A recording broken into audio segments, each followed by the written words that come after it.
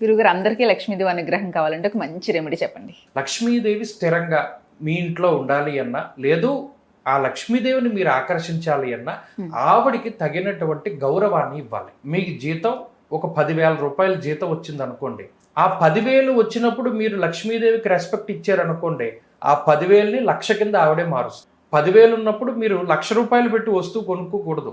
ఈఎంఐలు పెట్టాను ఇంకోటి. మీ దగ్గర 1,00,000 రూపాయలు ఉన్నప్పుడు 10,000 వస్తువు కొనుక్కోవాలి. అక్కడ మనం ఏం చేస్తున్నట్టు అంటే లక్ష్మీదేవికి గౌరవం ఇచ్చినట్టు. మన పూర్వీకులు ఇదే మాట చెప్తారు, డబ్బులకి ఎప్పుడు గౌరవం ఇవ్వాలి, ఇవ్వాలి. ఆ డబ్బు ఏ రూపంలోనైనా ఉండొచ్చు. లక్ష్మీదేవి అష్టలక్ష్ములుగా ఉంటుంది. ధైర్యలక్ష్మి, ధనలక్ష్మి, సంతానలక్ష్మి, సౌభాగ్యలక్ష్మి, ఇవన్నిట్లోనూ లక్ష్మీ స్వరూపమే ఉంటుంది. శివుడు కానీ లక్ష్మీదేవి కానీ అష్టమూర్తి తత్వాన్ని ప్రకటన చేస్తారు.